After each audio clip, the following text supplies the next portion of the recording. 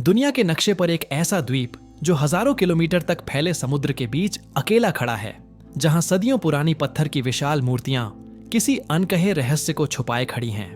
यह है Easter island, एक ऐसा स्थान जिसने इतिहासकारों, वैज्ञानिकों और खोजियों की सोच को चुनौती दी है।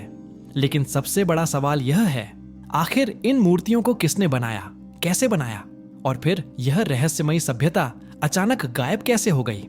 साल 1722 डच खोजकर्ता जेकब रोगेवीन अपने जहाज के साथ नई जमीनों की तलाश में था, लेकिन समुद्र में भटकते हुए गलती से वो एक ऐसे द्वीप पर पहुंच गया जो उसके लिए किसी अजूबे से कम नहीं था। यहां उसने देखा सैकड़ों पत्थर की विशाल मूर्तियां, कोई समंदर की ओर देख रही थी तो कोई पीछे मुड़ी हुई।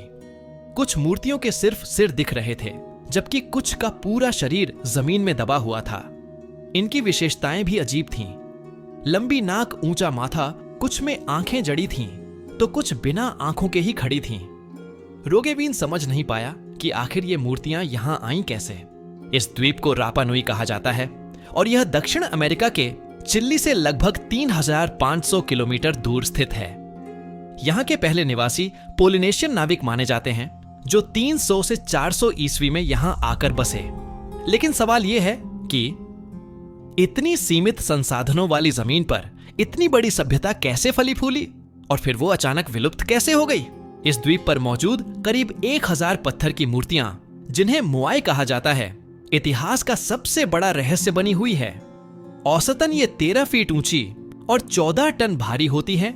कुछ मूर्तियां तो 33 फीट ऊंची और 80 टन वजनी हैं। अब सवाल ये उठता है, इन भारी मूर्तियों को द्वीप भर में कैसे पहुंचाया गया, क्योंकि ये चिली से 35 किलोमीटर दूर है और यहां आने में जहाज से 5 घंटे लगते हैं। वैज्ञानिकों ने खोज की तो पता चला कि ये मूर्तियां रानो राराकू नामक ज्वालामुखी की चट्टानों को तराश कर बनाई गई थीं। लेकिन समस्या थी, 80 टन वजन वाली ये मूर्तियां दूर दूर तक कैसे लाई गईं? इसके लिए वैज्ञानिकों ने एक प्रयोग किया। उन्होंने मूर्तियों को रस्सियों से 3 ओर से बांधा और बाएं दाएं हिलाते हुए खींचा। इस तकनीक से 50 फीट की दूरी तक मूर्ति को खिसकाया जा सका। इससे साबित हुआ कि शायद इसी तरह से इन्हें पूरे द्वीप पर पहुंचाया गया होगा। लेकिन जब एक मूर्ति की खुदाई की गई तो जो सामने आया उसने वैज्ञानिकों को चौंका दिया। जिसे लोग सिर्फ सिर समझ रहे थे, वो असल में एक पूरा शरीर था। एक मूर्ति को बनाने में 1 साल से ज्यादा समय लगता था और इसे बनाने में 10 से 15 लोग होते होंगे, ऐसा साइंटिस्ट ने अनुमान लगाया है। कुछ मूर्तियां ऐसी जगह गिरी मिली जहां चढ़ाई थी, उनके सिर पीछे की ओर गिरे थे, जबकि ढलान वाली जगहों पर सिर आगे की ओर गिरा हुआ मिला। क्या यह संकेत था कि सभ्यता के पतन से पहले मूर्तियों को जानबूझकर गिराया गया था, या फिर इसे लाते समय गिरी होगी? इतिहासकारों का मानना है कि ईस्टर आइलैंड का पतन पर्यावरण विनाश के कारण हुआ।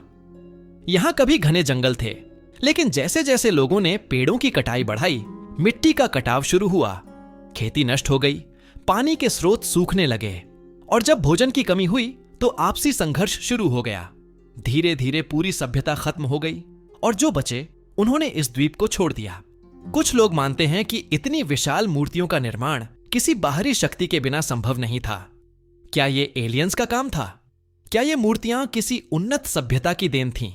या फिर रापा नुई के लोगों ने कोई गुप्त तकनीक विकसित की थी जिसका हमें आज भी पता नहीं? ईस्टर आइलैंड हमें एक बहुत बड़ी सीख देता है। अगर हम अपने संसाधनों का सही इस्तेमाल नहीं करेंगे तो हमारी सभ्यता भी इसी तरह खत्म हो सकती है। आज वैज्ञानिक नई तकनीकों की मदद से इन मूर्तियों के रहस्य को सुलझाने की कोशिश कर रहे हैं, लेकिन कई सवाल अब भी अनसुलझे हैं। क्या हम कभी इन रहस्यों को पूरी तरह समझ पाएंगे, या फिर ये मूर्तियां हमेशा के लिए एक पहेली बनी रहेंगी? अगर आपको यह रहस्यमयी कहानी पसंद आई तो वीडियो को लाइक करें और अपने दोस्तों के साथ शेयर करें। क्या आपको लगता है कि इन मूर्तियों के पीछे एलियंस का हाथ हो सकता है? कमेंट में अपनी राय जरूर दें।